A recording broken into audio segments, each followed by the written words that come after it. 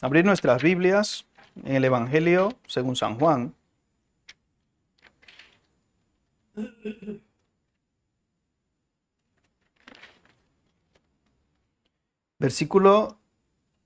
Capítulo 16,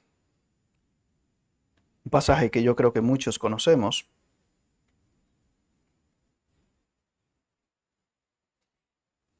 Versículo 33.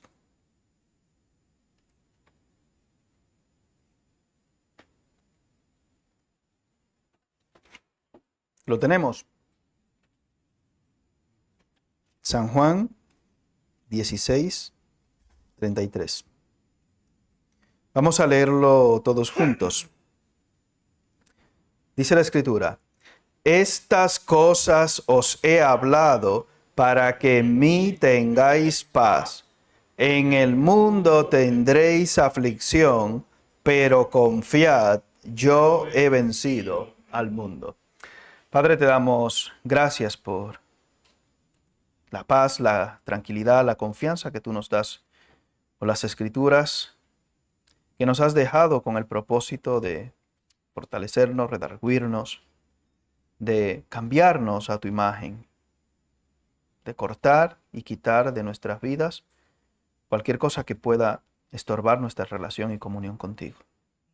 Padre, te damos gracias por este año que nos permites iniciar, este año que por tu gracia permites que veamos como iglesia, también de una manera individual, Señor, en nuestras vidas, que podamos afrontarlo con la esperanza de que por tu misericordia puedas venir, ¿por qué no?, este año, Señor, por tu pueblo. Como dice la Escritura en Apocalipsis, sí, ven, Señor Jesús. Que podamos tener esta esperanza en ti y que, si en dado caso no sucede así, podamos tener la certeza de que a través de tu palabra podamos vivir vidas agradables a ti. Gracias, Padre, por la bendición que nos das de disfrutar este privilegio de estar en comunión y congregados en tu nombre libremente. En el nombre de Jesús. Amén.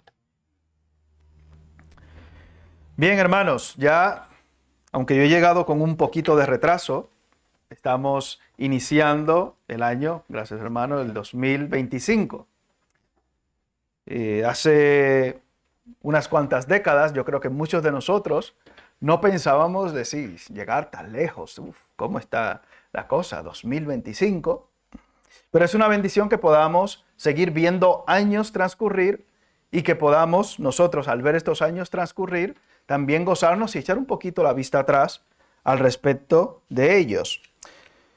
Les he mencionado en alguna ocasión que al menos aquí en España hay esa creencia. No sé si hay algún otro país donde también esa creencia existe, de diferenciar lo que llaman los años pares de los impares o de los nones. Por ejemplo, hay un artículo de un economista, voy a mencionar solamente dos artículos, uno de ellos en el periódico que quizá alguno conoce, que se llama El Economista.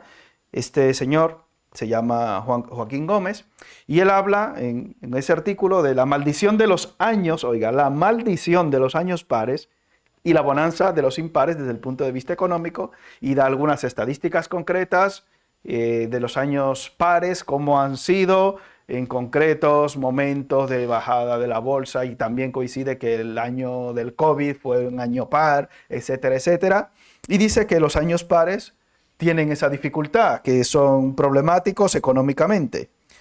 Pero otro, por ejemplo, en la Voz de Galicia, en este artículo, este es meteorólogo. Entonces él, desde el punto de vista del clima, también dice que sucede algo similar. Y hay unas cábalas, supuestamente. Ahora, cuando fui allí por mi tierra, hay unas supuestas cábalas que se hacen con 12 granos de sal. Aquí en España yo creo que no es normal eso, no es común encontrar la sal en grano, en su estado más denso. Aquí no he visto yo realmente en los supermercados, pero utilizan unas supuestas cábalas. Ahora no me acuerdo el apellido, cábala tal, no me acuerdo. Pero hacen unas cábalas muy curiosas que dicen que de acuerdo a que lo dejas amanecer y el grano de sal que supuestamente se derrite, pues ese indica que ese mes va a ser lluvioso y este no. Son unas cosas curiosas. Esto estamos hablando de gente que no conoce a Cristo, gente que no conoce a Dios, tiene muchas cábalas como esta con respecto a los años, sean pares o impares. Pero tristemente hay algunos llamados cristianos o algunas iglesias en las cuales también se llevan algunas cosas como estas, quizás no tan claras como decir años pares o impares, sino años de victoria. Este año vamos a comenzar el año con tal o cual actitud, entre comillas, de victoria. No quiero que malinterpretéis tampoco mis palabras pensando el pastor es un hombre catastrófico que viene a decirnos que el año 25 va a ser malo. No es así. Tampoco me malinterpretes diciendo el año 2025 va a ser bueno porque es impar. No. No quiero meterme en ninguna de esas dos cosas, pero sí quiero limitarme en este aspecto a citar lo que nuestro Señor Jesucristo dice, no solamente con respecto a los años, sino con respecto, años, ya sea el 25, el 26, el 27, el 28, pares o impares, sino con respecto a nuestra vida y a nuestra peregrinación aquí en la tierra. Y Jesús claramente nos dice, en este pasaje que hemos leído, que en el mundo tendréis ¿qué? Eso es lo único, sea año par, sea impar, sea como sea, en el mundo tendréis aflicción. Obviamente no somos del mundo. No podemos utilizar esto como fuente y decir, no, mira, como yo no soy del mundo, estoy fuera de eso, sí, pero estamos en el mundo. Y Jesús claramente nos dice que en este mundo vamos a tener aflicción, aunque comience un año nuevo y ese año nuevo sea impar. No determina esto, obviamente, nada de forma directa con respecto a nosotros, la paridad o imparidad de los años, pero sí lo que quiero con este mensaje y el próximo es que nos preparemos para la aflicción, que estemos preparados para lo que es la aflicción, cualquiera que sea que nos pueda venir. A cada uno de nosotros en un aspecto particular y personal nos viene algún tipo de aflicción. ¿Sabemos lo que significa la palabra aflicción? ¿Tenemos una idea? Bueno, lo diré, como sé que lo sabemos porque somos muy estudiosos todos, pero como quiera lo mencionaré. La palabra aflicción en sí es efecto de afligir o de afligirse, que significa causar molestia o sufrimiento físico o causar tristeza o angustia. A algunos de nosotros nos vendrá la aflicción por temas de salud, por temas de relaciones personales, ya sea en el matrimonio, ya sea con los hijos, ya muchos tipos, familiares. Algunos puede ser por temas económicos, otros por temas laborales, etcétera, etcétera, etcétera. Algunos sinónimos de esta palabra de aflicción puede ser entristecer, apesadumbrar, apenar, atribular, acongojar, etcétera. Yo creo que no es difícil que podamos entender, al menos nosotros, que la palabra aflicción se refiere a cualquiera de estas cosas que nos pueden causar dolor. Ojo, hace unos meses habríamos hablado del tema de aprender a diferenciar entre lo que era una aflicción y un castigo por pecados específicos. Que eso también hay que tomarlo en cuenta. O sea, estoy en aflicción. Hombre, si estás en pecado, deberías pensar que estás siendo castigado por tu pecado, más que aflicción. Aflicción propiamente dicha. Entonces hay que tomar eso en cuenta también, para que no nos victimicemos más de la cuenta. Entonces, la aflicción es algo asegurado para el creyente. Es algo asegurado para el creyente. Aquí, cuando Jesús habla de la aflicción, no nos dice, es posible que. Nos afirma que en el mundo que tendréis, va a ser así. Como dice el refrán, guerra avisada no mata soldado. Curiosamente, en el griego hay una palabra que se utiliza de manera indistinta para definir prueba y tentación, o para mencionarlas y citarlas a los dos. Por ejemplo, en el capítulo 1 de Santiago, la palabra es peirasmos, que es la palabra que se utiliza de manera indistinta para mencionar la palabra prueba y tentación. Todas las tentaciones son pruebas, pero no todas las pruebas son tentaciones. ¿Se entiende? Entonces, esta palabra, de manera indistinta, según el traductor, aquí tengo algunas traducciones que posteriormente mencionaré, en algunos casos la define o la traduce como prueba y en otras como tentación. Pero bueno, Más adelante lo veremos y es algo bastante curioso y es algo que debemos tomar nosotros en cuenta. ¿Tendremos aflicción y pruebas? Sí. ¿El Señor nos asegura ello? Sí. ¿Como creyentes debería sorprendernos? No. Ahora, ¿cuál va a ser mi actitud hacia esas circunstancias a las cuales me voy a enfrentar en este nuevo año? Y esa reacción a esas circunstancias, a esas aflicciones, va a mostrar realmente quién soy. Va a mostrar realmente qué relación tengo con Dios. Va a mostrar realmente qué grado de intimidad tengo yo con el Señor. ¿Recuerdan aquella semilla que cuando vi en el tiempo de la prueba, qué pasó? En el tiempo de la prueba, se apartan. ¿Recuerdan? La que cayó entre espinos, la que cayó en buena tierra la última, la que cayó junto al camino, etcétera, la que cayó en pedregales. Eso dice, como no tenía raíz, creció rápidamente, pero en el tiempo de la prueba ya demostró que había ahí. No es bueno que nos quedemos con la idea de que esta parábola del sembrador nos habla de tipos de cristianos. Yo creo que no es correcto que nos quedemos con esa idea. Porque bueno, él se apartó, pero sigue siendo cristiano. ¿Sí? Él renegó, pero sigue... No debemos quedarnos con esa copla. Porque hay mucha gente que se queda a veces con esa copla de manera equivocada. Y algunos viven en el mundo con esta copla. Y no es así. Por sus frutos. Amén. Bien. Preparándonos para la aflicción. La aflicción, hermanos, nos muestra siempre quién está contigo o quién es el que está contigo, aunque algunos, muchos y en ocasiones todos te abandonen. En el mismo Evangelio, según San Juan, en el mismo capítulo que hemos leído, en el versículo 32, mire lo que dice la Escritura, lo que el Señor Jesucristo dice aquí a sus discípulos. He aquí, la hora viene y ha venido ya, en que seréis esparcidos cada uno por su lado, y me dejaréis como. Mas no estoy solo, porque el Padre está conmigo. Y en 1 de Timoteo, capítulo 4, encontramos algo similar con respecto al apóstol Pablo.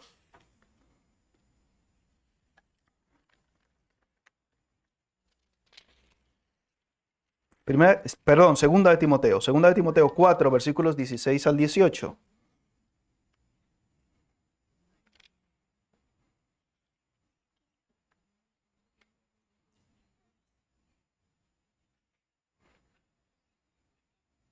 ¿Lo tenemos? Dice la Escritura, en mi primera defensa todos estuvieron a mi lado.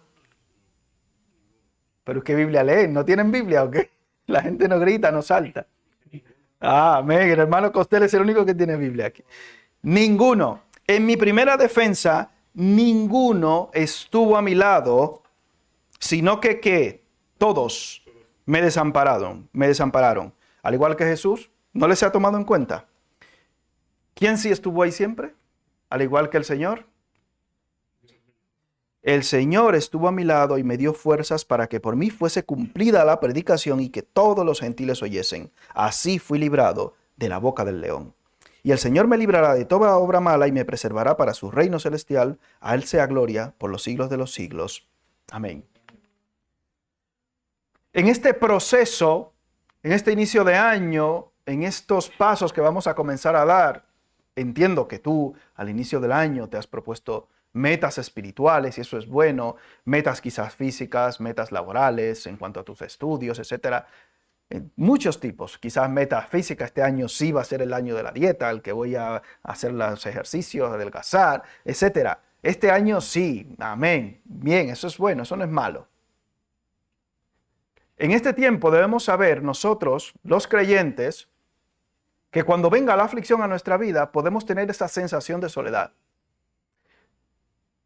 Y es bueno que en los momentos en los cuales experimentemos esa sensación de soledad, recordemos que hay uno que nunca nos abandona. Por eso dice Jesús, he aquí, yo estoy con vosotros, ¿cuándo?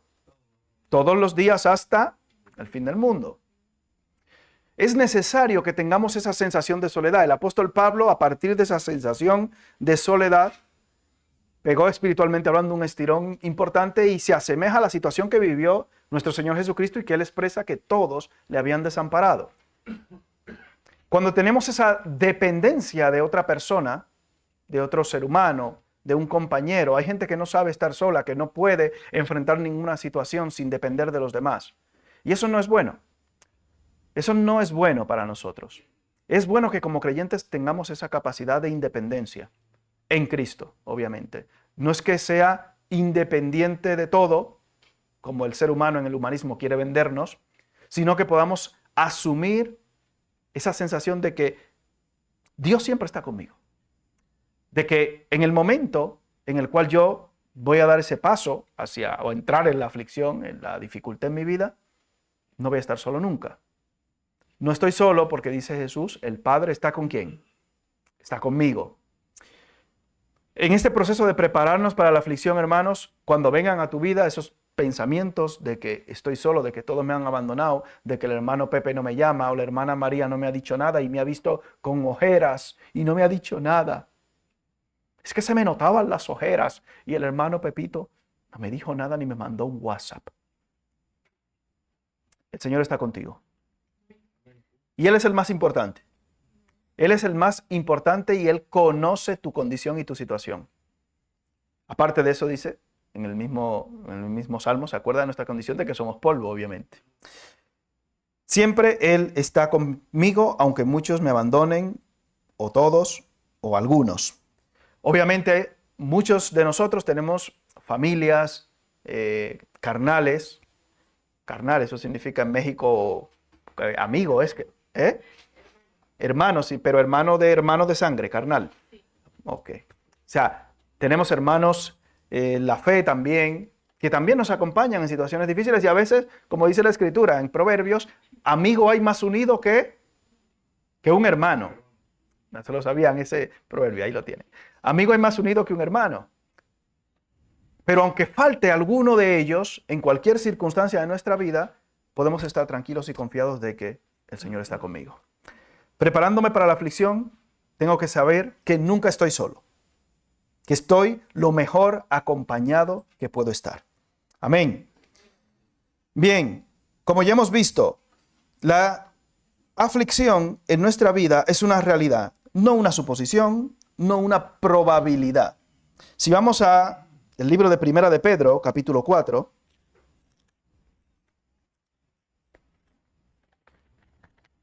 Primera de Pedro, capítulo 4.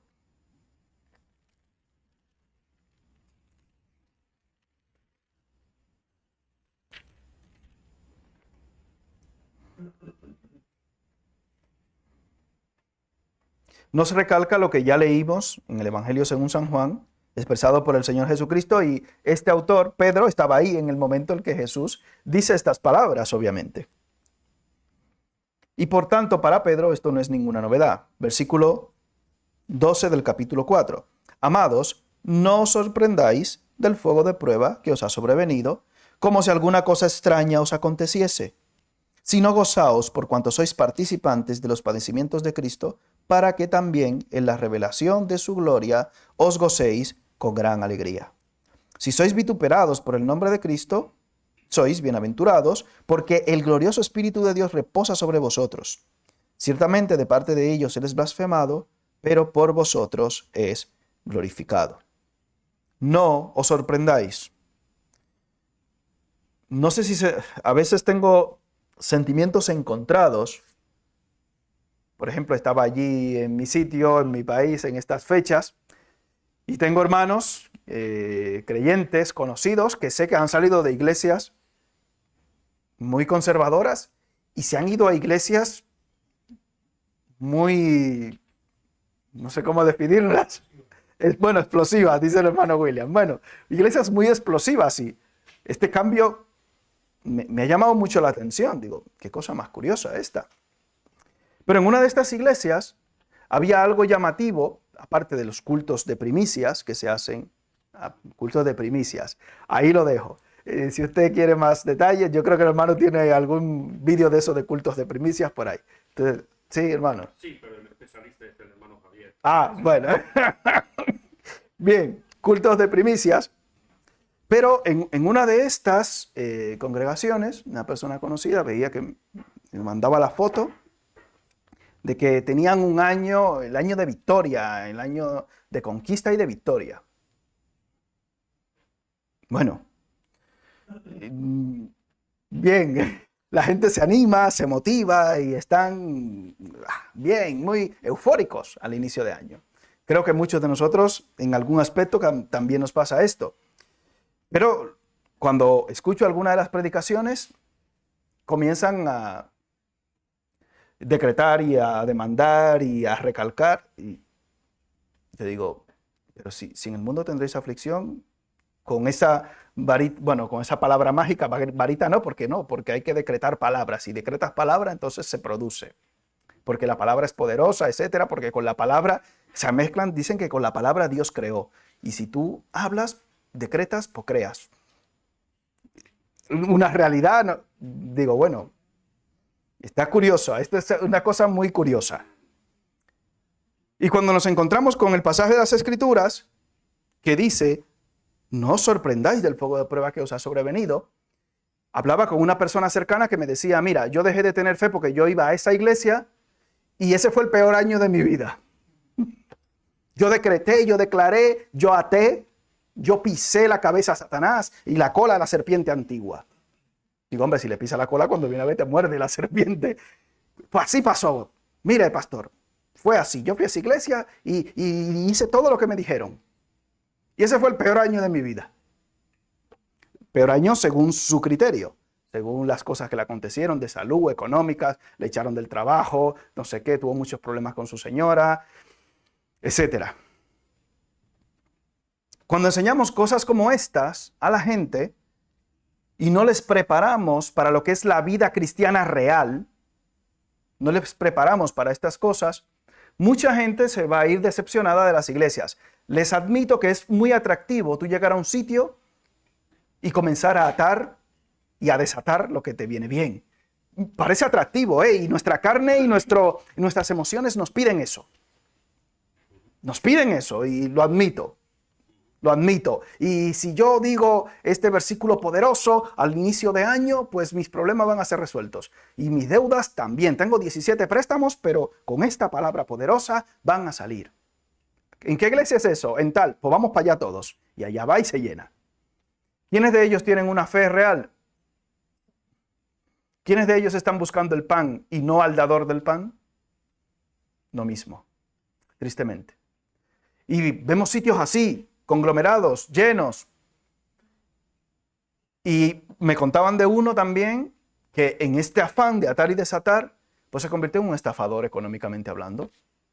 Era constructor de pisos, una persona, no doy muchos detalles, porque, pues, pero claro, este hombre comenzó a atar y a desatar y a crear empresas y gloria a Dios, a todo. Y como obviamente tú creas muchas empresas, pero no quiere decir que todas funcionen. Y no funcionaban. Y él tomaba dinero de aquí, y en el nombre de Jesús, dinero de aquí, o de la iglesia, o de los hermanos. Y por allí los intereses son bastante salvajes, literalmente. Salvajes. No son como aquí en España ni en Europa. Son intereses salvajes. Y parte de su familia terminó en la cárcel. Cuidado con estas cosas. No debemos sorprendernos de que las cosas valiosas nos van a costar y nos van a traer dificultad. No debemos sorprendernos de esto. No os sorprendáis, hermanos, del fuego de prueba que os ha sobrevenido. Pero si yo até y declaré, ¿quién te ha mandado a ti a atar y a declarar? ¿Quién te ha mandado a ti a hacer eso? Mi padre espiritual, mi líder. Ah, bueno, pues y reclámale a tu líder, como dice uno. El Señor nos advierte de esto para que estemos preparados. Y el apóstol Pedro, que estaba ahí con Jesús en ese momento, nos dice y nos recuerda exactamente lo mismo. No te sorprendas, está preparado, porque tu actitud y tu respuesta a estas cosas va a determinar realmente si tú tienes una adecuada relación con Dios. Cuando vemos a esta gente huyendo, entre comillas, de la iglesia y del evangelio, es porque sabemos que andaban buscando otras cosas. ¿Andaban buscando a Cristo? Realmente no. Andaban buscando su milagro, su bendición, su atajo, su atadura, su liberación, lo que tú quieras. Pero a Cristo, no. Preparándonos también para la aflicción, debemos recordar que la aflicción, la prueba, ayuda en nuestras vidas a cumplir los propósitos de Dios. En este mismo pasaje, en este mismo libro de Primera de Pedro, capítulo 1,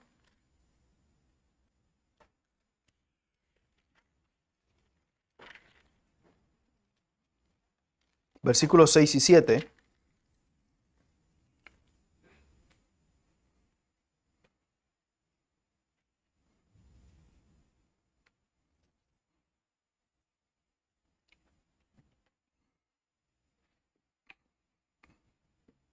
lo tenemos. En lo cual vosotros os alegráis, aunque ahora, por un poco de tiempo, si es necesario, tengáis que ser afligidos en diversas pruebas, para que sometida a prueba vuestra fe, mucho más preciosa que el oro, el cual, aunque perecedero, se prueba con fuego, sea hallada en alabanza, gloria y honra, cuando sea manifestado Jesucristo. En algunas predicaciones con respecto a este pasaje he escuchado la frase de no siempre es necesario tener aflicciones. Podríamos decir que no es siempre necesario en un tiempo específico, pero en la vida del creyente las aflicciones son necesarias para poder crecer espiritualmente. Las pruebas son necesarias en la vida nuestra. El horno de fuego de la prueba es necesario para quitar las impurezas de nuestra vida cristiana o en medio de nuestro andar cristiano. Sin aflicciones no podemos crecer. Si no hay batallas, no va a haber victorias. Y el Señor nos asegura que será así. ¿Cómo entendemos este pasaje? Ahora, por un poco de tiempo, si es necesario, que lo será, vamos a ser afligidos en diversas pruebas. Y quizás la clave aquí es la palabra diversas. No siempre es necesario para ti o para mí que nuestras pruebas sean diversas. Necesarias son siempre en nuestra vida, pero diversas no siempre. Por ejemplo, si tú no tienes problemas de alcoholismo, para ti no será una prueba ni una dificultad el ver una botella de alcohol o tener una botella de alcohol en el frigorífico en un momento concreto de tu vida. Pero si para ti es un problema, sí. Por eso mencionábamos al inicio del estudio que en algún aspecto de nuestra vida siempre nos vamos a ver en una situación de aflicción. Cada uno de nosotros podría poner ahí lo que llaman su talón de Aquiles. En lo cual vosotros os alegráis, en este caso hablando Pedro de la salvación, aunque ahora por un poco de tiempo, si es necesario, tengáis que ser afligidos en diversas pruebas. Si tú tienes pruebas de muchos tipos y diversas, ojo, tienes que andar buscando a Dios de una manera mucho más intensa y constante y preguntarte por qué hay tantas cosas de fuera que atraen tanto mi atención. ¿Qué tan vivo espiritualmente hablando o qué tan muerto estoy? Si pues habéis resucitado con Cristo, ¿qué debéis buscar? Las cosas de arriba donde está Cristo sentado a la diestra de Dios. Cuando hay muchas cosas del mundo que me están constantemente atrayendo y seduciendo, la pregunta es, ¿cómo estoy yo espiritualmente? Hay muchas cosas diversas por muchos lados. Señor, ayúdame. Cuando no tenemos aflicciones y pruebas, muchas veces nos relajamos más de la cuenta. Y había una frase que escuché por ahí que decía que tiempos difíciles forjan y forman hombres y mujeres fuertes. Pero que tiempos fáciles, hablando, como llaman algunos, de la generación de cristal, forman hombres y mujeres débiles. No es el propósito de Dios que nosotros como creyentes seamos creyentes débiles. Por tanto, A más B igual a C. ¿Qué significa? Para nosotros será algo imperativo y necesario la aflicción y la prueba. No podemos escapar de ella. Lo único, como le hemos mencionado al principio, que varía es la diversidad de ellas. ¿Por qué o por dónde será? ¿Por dónde saldrá la prueba? Pues no lo sé. Pero en medio de esa situación, sea cual sea la que me venga el año que viene, en este que entra, que está ya el 25, lo que yo debo quedarme o con aquello con lo que debo quedarme, tengo todavía parte o la mitad, que la trataré el otro jueves, con lo que debo quedarme aparte de esto, en esa forja y preparación para la aflicción, es que nunca voy a estar solo. Y eso es lo más importante, porque en el mundo tendréis aflicción. Pero recuerde que al final del todo, Jesús dice, confiad. ¿Por qué? Porque yo he vencido al mundo. Cualquier enemigo que se levanta contra nosotros, hablando espiritualmente, es un enemigo ya derrotado. Satanás es un enemigo ya derrotado. Ya el Señor lo ha vencido por nosotros. Pero al igual, nosotros podemos tener esa confianza en Cristo de que cualquier circunstancia que venga a nuestras vidas, sabiendo que el Señor está conmigo, yo también puedo vencerla. Porque ya no somos esclavos del pecado, sino siervos de ¿quién? De Cristo y de la justicia. Amén. Padre, te damos gracias por permitirnos ver un año más y por poder descansar en ti en medio de un tiempo difícil en el cual nos ha tocado vivir, con muchos retos en lo digital, en lo personal, en los estudios, etcétera.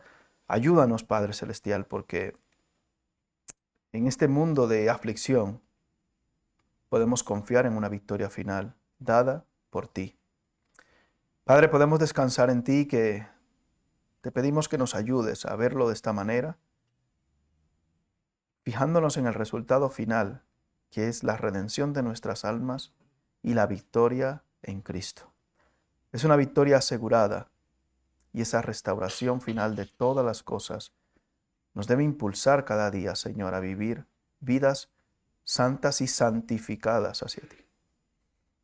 Ayúdanos, porque estamos en un mundo lleno de pecado y de corrupción, pero podemos confiar, porque tú has vencido al mundo y habitas en nosotros.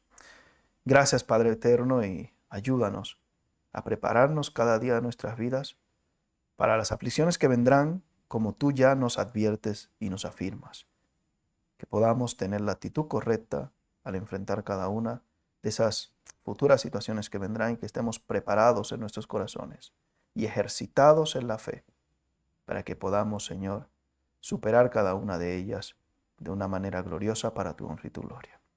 En el nombre de Jesús. Amén.